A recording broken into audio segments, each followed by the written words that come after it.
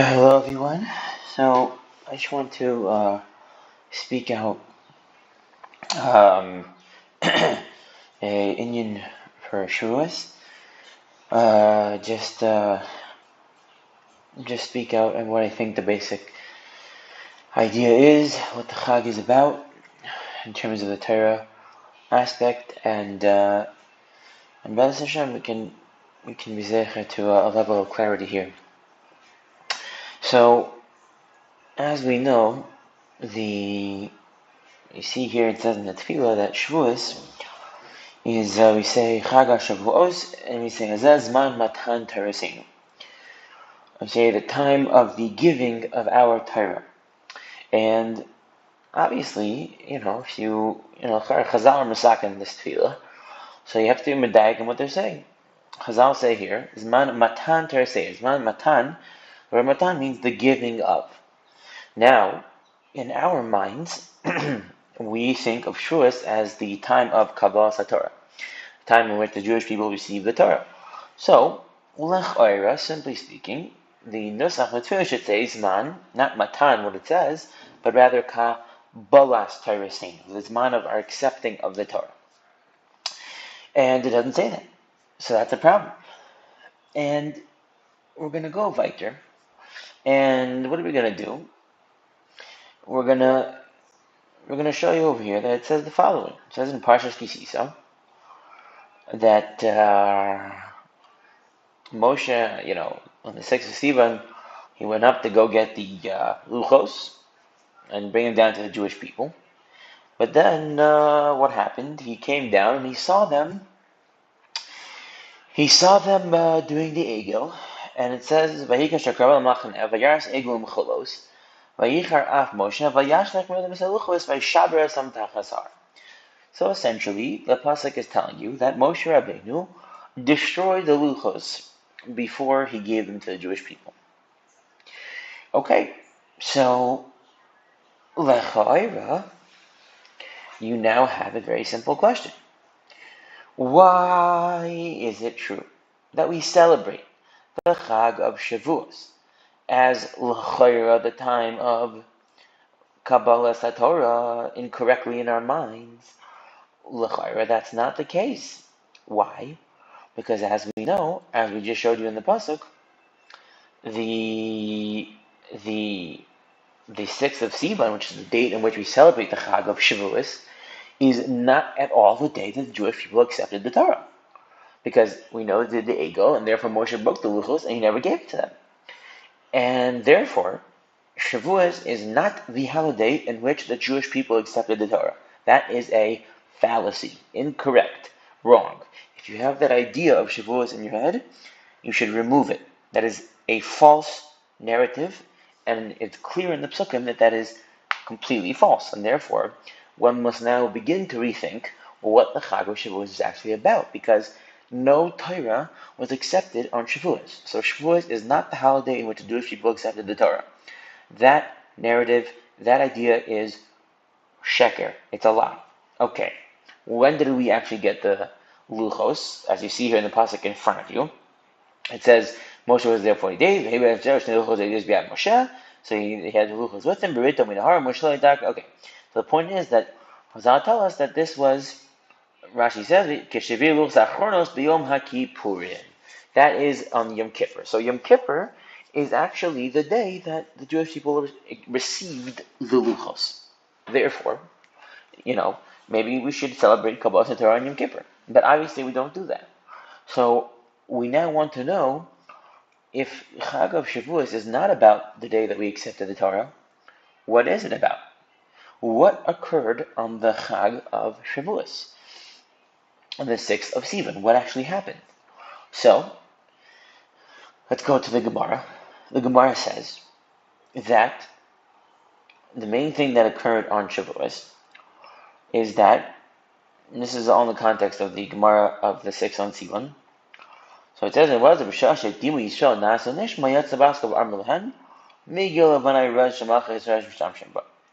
so if you look at the Gemara over here, in Shabbos, this entire sugya is very, very indicative of the fact and the idea that the main event, the main thing that Shavuos and the Matan Torah revolves around is the idea of the Jewish people said Na'aseh v'nishma, which means that they said that we will first do and then we will hear. And we'll get back to defining that, but that now is going to be it's going to be the mechanism, the simple operating answer to our question. The question was, I showed you a pasuk that said before that Moshe Rabbeinu broke the luchos on the 6th of Sivan when he came down from Har Sinai because they did the Egel. That means the Jewish people never received the Torah on Shavuos. That's false. Therefore, why do we celebrate Shavuos? As a chag of Matan Torah Seinu. We didn't. What's going on? Why is that true? Why are we doing that? We didn't receive the Torah. Answer: we said Na'aseh v'nishma. That's the answer. And that you see from the Gemara's focus over here in the Gemara in Shabbos that it talks about this throughout the entire sugya, and that is that Na'aseh v'nishma is what is being celebrated on Shavuos. Now we will do an analysis and attempt to understand what the nature of the Kabbalah of Na'aseh v'nishma was, and attempt to see, therefore, what Shavuos is really about. If it's not about the accepting of the Torah, which we know that it is not. Okay, so in order to do that, let's go to the psukim that talk about Na'aseh v'nishma. So Na'aseh v'nishma is said in the Parshas Mishpatim. Here's what they say in the psukim. So it says that Moshe took Moshe took the book of Bris, of covenant, Vayikra be'ozneiha, and he called it out, and he said it to the ears of the nation. Vayomeru, and they said, Kol asher diber Hashem, anything that Hashem said, Na'aseh v'nishma. So this is it. This is the infamous Na'aseh v'nishma.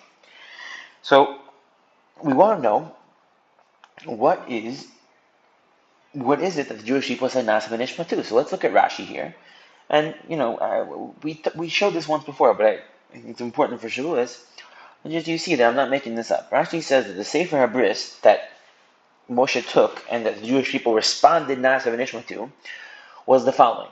Rashi says Sefer HaBris mi bereshis v'ad matan Torah. So that includes the Torah that the Jewish people said Na'aseh v'nishma to was from Bereshis all the way up until Matan Torah, and umitzvos shenitztavu b'mara. So before you see that Rashi is telling you that the Jewish people never said Na'aseh v'nishma to Kol Torah Kula. And this is, I'm literally reading the psukim over here. You don't have to believe me. Look it up. This is mamish the psukim. I'm showing you the Jewish people never said Na'aseh v'nishma to the entire Torah. Okay, so now that you understand that, they said Na'aseh v'nishma from Bereshis to Matan Torah and the Mitzvah to Mara. So the shaila is, what is it that they're saying Na'aseh v'nishma to? What is represented and what is expressed from Bereshis to Matan Torah and through the mitzvahs that they said that they got in Mara? What is expressed in that the fact that they said Na'aseh v'nishma to that would be a celebration of Shavuos? That's the shaila. What is the etzem idea behind the Kabbalah of Na'aseh v'nishma? It's not Kabbalah Torah, it's Kabbalah Sefer HaBris, and that is Mibereshis Matan Torah or Mitzvah Shenitztavu b'mara. So the shaila is, what is that? So now we're going to go and we're going to analyze what the simple pshat of the Na'aseh v'nishma is. And in order to do that, we'll look at the Gemara. And the Gemara says the following. It says that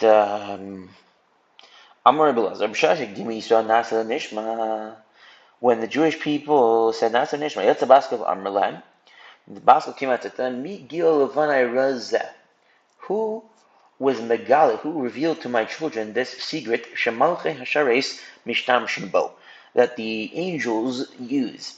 So they do his word and they hear what he's going to say. Bereisha, in the beginning, I say, first they do, so what do you have over here? Rashi, I say what is the definition? And this is the Maila of Na'aseh v'nishma. This is the entire Indian of Shavuos. That's what I'm proving, and I just proved and established. Muchanin, Rashi says, what does this mean? Muchanin lasos, they're prepared to do, koidem sheyishmeu, before they hear. V'loikederach shar avadim, not like the way of other servants, sheshemim tchilas hadabar, first they listen to the thing. Why? Leida imichalan lekablan alein olav, right? To know if they can accept it upon them or not. So the Jewish people did not say, God, tell us what's in the Torah so we can see if we can handle it or not. That's not what happened. They went ahead and they said yes, even without knowing that. And Rashi gets that from this Gemara, which we talked about in the past. It says, Ahu mina de chazer l'Rava de kamayim b'shmaisa. There's an apikoros that saw Rava and he was learning Torah. And he had his thumb under his leg, under his foot or his knee, and it was pressuring down on it, and he was bleeding. And so when the apikoros witnessed the extremity of the intensity of the learning of Torah of Rava, he said to him, Amarlei, I'm a Peziza. He says, you guys are Rashi says, on Peziza Nimhar. You're very quick in nation. You do things without thinking about it. The Kadis, the Kadmisu Pumaychu Ladanaicha, that you opened your mouth to your masters,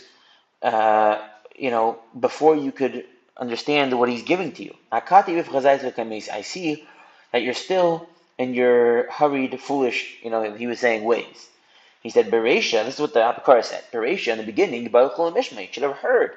Oh, what is it that I'm, what can I, what is it? Can I handle it or not? Can you do it or can you not do it? That's what you should have done. This is the Apokar said to Rava. So Amar Le, Rava said back to him, no, Anan, desagadinan b'shleimusa, that we go with shleimusa, and we talked about this concept of shleimus last week or the week before, and we're gonna get into it today as well. And Rashi says, "Yisalachni imu b'tom leiv," with purity of heart, kederech ha'osem me'ahava, like the way of those who love each other. Samachnu loving, relied upon him, God, shelo yit anenu, that he shouldn't load us up with bedavar, with something shelo nuchalamu, that we won't be able to handle. And that is this ganina, that we walk b'shleimusa, with wholeness, completeness, from the word shalom. And he said, and you guys though, ksibu v'salav bagdim yeshadim, you guys are, you're sugging ba'alalusa, you're constantly with the tricks, you're not genuine, you're not real, you're that's what you guys are. And so now we can understand the simple pshat of what the Maila and what the celebration of Shavuos is, of Nasa and Ishma. What is it? Nasa and Ishma was a response, as you see in the pasuk itself. Chazal don't make things up.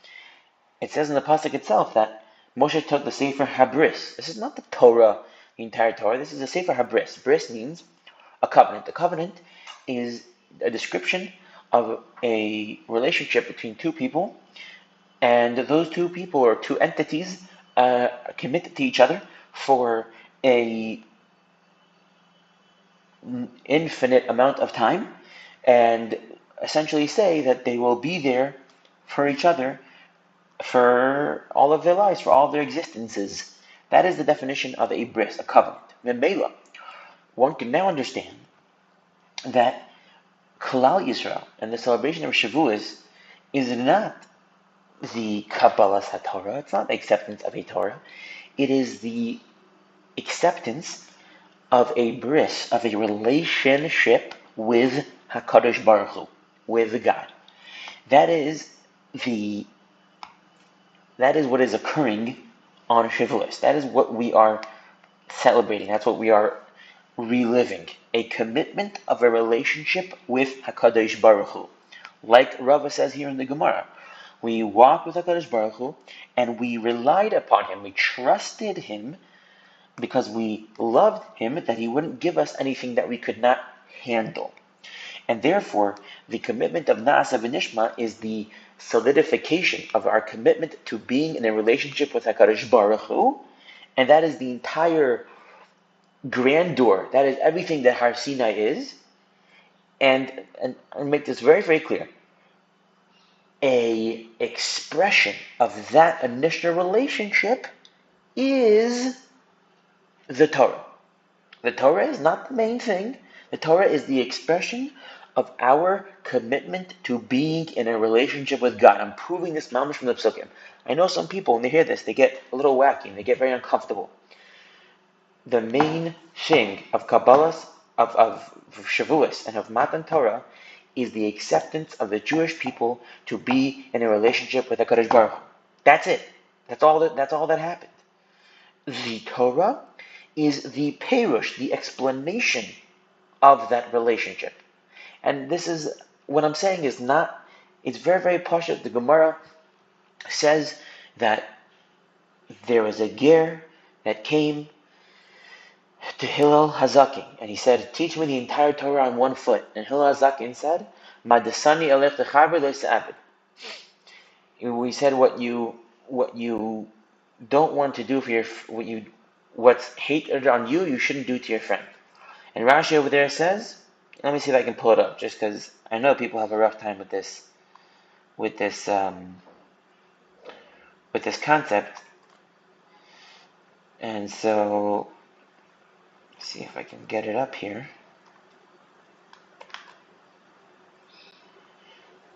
So, it says,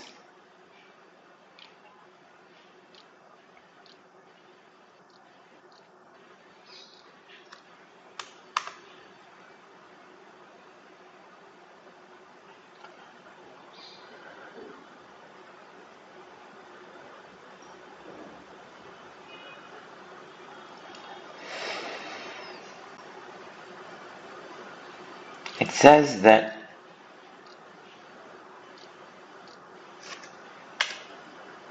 Hillel said,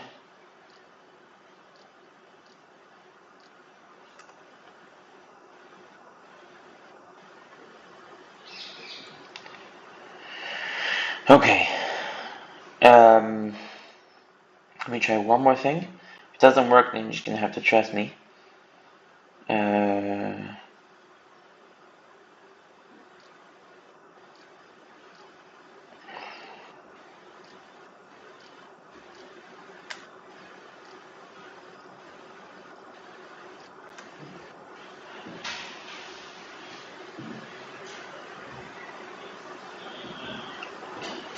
Okay, here we go. Shabbos Amid Aleph. So it says the Gemara on Shabbos that so Amar Loi Gairini Amanas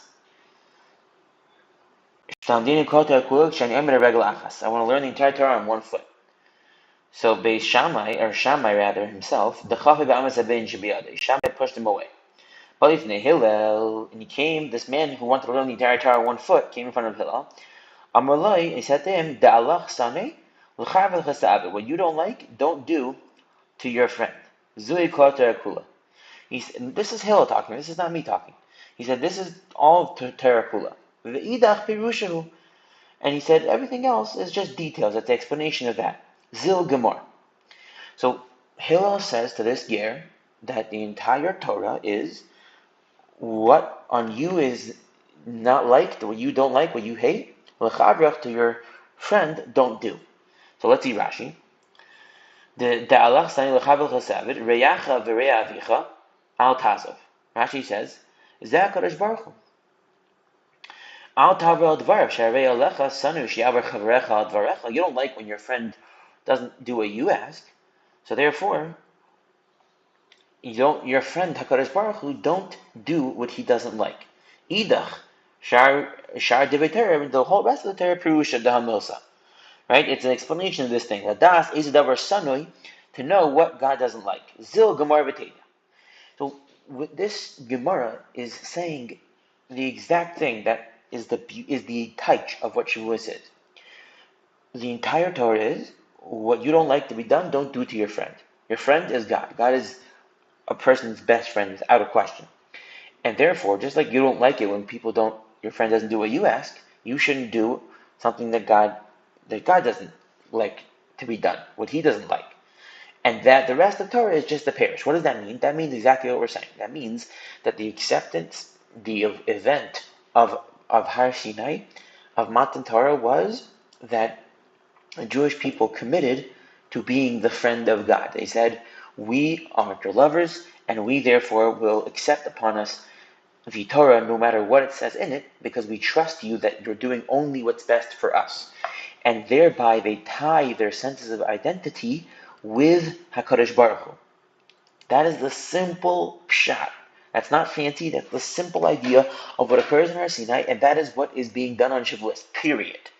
Now, let's go, let me show you, even though you don't need another raya, because I'm already bringing you so many rayas, but let me bring you another raya. It says over here in the Gemara in Shabbos, that what? It says that Amar Rabbi Shmuel bar Nachmani says, "My nextly Tanya Chosi Chalom, Tanya B'Tchila B'Nei, Karti B'Shnei Amar Ula, Aluva Kala Mezane B'Teichupas." He says, disgraced is a kala, a maiden who mezana, she cheats on her husband within her own chuppah, in her chuppah. And Rashi says that, what does this mean? This means that this is referring to Klal Yisrael and the kala is us, and the chazan is HaKadosh Baruch Hu. Okay, I don't know why it's taking so long to load here. But the kala is us, and the chazan is HaKadosh Baruch Hu, and we're aluvin because we were mezana b'tochu pasach, because we treated kaviyachol on HaKadosh Baruch Hu within our own chuppah. And therefore, here we go. Aluv Rashi says chatzufa, it's a chutzpah. The ubanosh the chutzpah. Mezana mesech pasach ki Yisrael kisham de besinei va'asu ha'egel. And that he brings in the pasuk that we messed up in Mesibai. So what you see is that, Chazal are not like the poets over here. They're telling you something. What they're telling you is that the relationship dynamic, which the acceptance of, or which the Mama of Har Sinai can be compared to, is of that of a wife and a husband, which means that Har Sinai and Shavuos is the day which the Jewish people, kaviyachol, so to speak, became married to God. And all that means is, as we explained up until this point, that they committed to be in a relationship for the rest of their lives, which is the definition of the relationship of marriage. Marriage is a bris, and Psukim described the concept of marriage as a bris as well, between a man and a woman. This is between the Jewish nation and HaKadosh Baruch Hu. So, on Shavuos, and really the only thing that there is, and the bedrock of Judaism is a commitment to relate to HaKadosh Baruch Hu your entire life. That's what it is. That's all that it is. The observance and the keeping and the doing actions of the Torah, like we saw in the Gemara, is simply an explanation of that. It's an expression of that commitment to be in a relationship with HaKadosh Baruch Hu and nothing else. And we will now move on to bring out a concept, and that is that because of this is true, and because of the fact that the Torah is not, and the keeping of the Torah and the learning of the Torah does not inherently make you a tzaddik. It doesn't mean that you're a good person. It doesn't mean that you will get olam haba. It doesn't mean any of that. And how do I know that the Torah, the learning of the Torah, does not inherently make you a good person, does not make you a tzaddik, and does not mean that you will even get olam haba necessarily? How do I know that? I mean, meaning simply, when I say that, I mean simply speaking, if someone learns, he's going to get olam haba. But it's not mukhrach. You can have someone who learned a lot, and he won't get olam haba. And how do I know that? Well, I know from the Gemara. The Gemara says, even here in Shabbos, but we'll see other Gemaras that will clarify it. And I just want to make very clear, the point that I'm making here is that the learning of Torah does not mean that someone is a tzaddik or a rasha. It doesn't mean that he's a good or bad person as far as Yiddishkeit goes, and that's not the barometer, bichlal. And therefore, let's see. Why was Divrei Torah compared to a nugget, which is like a sharp sort of stick?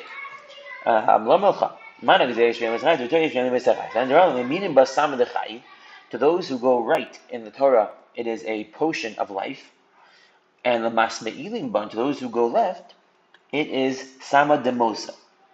And that means, what this Gemara is telling you is that a person could learn Torah, if he's doing it in the left way, which we'll see what that means, the Torah will be a sam, a potion of death for that individual. That means that if someone could learn Torah, and that Torah will be a potion of death for him. It's not inherently true that learning Torah means that you are therefore good, or therefore succeed, and therefore you have chayim, you'll have bracha. It's not true. And let's go weiter, and let's explain what that means. And that's brought out by the Gemara in Titus. The Gemara says, anyone who learns Torah for its own sake, now,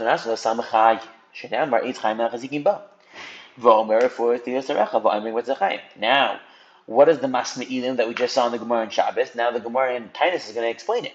If you learn Torah not for its own sake, the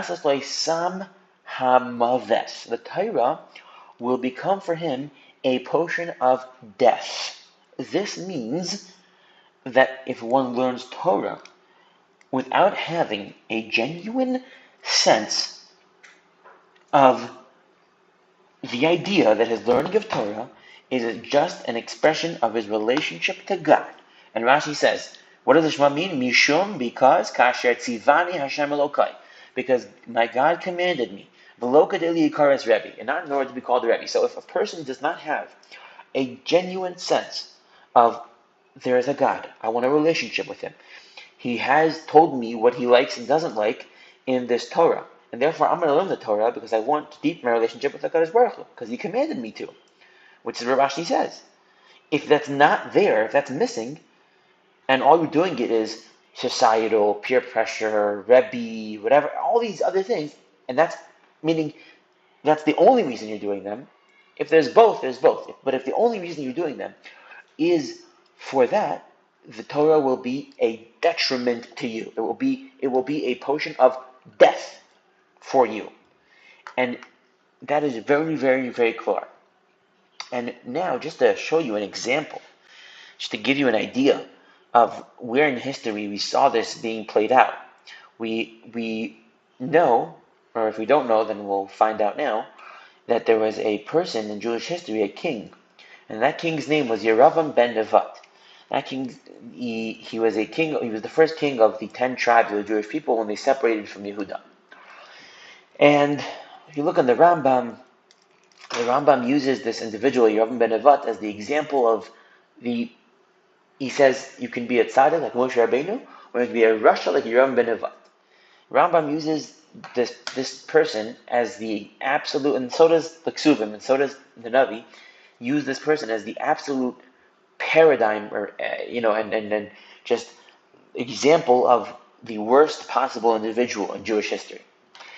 And we know that this person, Yeravam ben Nevat, was actually a tremendous, a huge Talmid Chacham. Now I'm just going to show you the Gemara. Again, if you would like more context on this, to verify what I'm saying, I'm happy to show you the Makaros. So it says over here, like this. It says that Shiloni, who's a prophet, who's a Navi, he found Yeravam with a new garment, and they were alone. They were alone in the field. So it says it was like a new garment. Just like a new garment. There is nothing wrong with it. It's beautiful. There's no gimgum, Rashi says, the Gemara. Right? After Russell Shal Yeravam, who is this absolute Russia that we're talking about, there was nothing wrong with the Torah Yeravam. His Torah was absolutely perfect and beautiful and amazing. Yeravam ben Nevat and Shiloni, they came up with Chedushim that were never heard of in the world.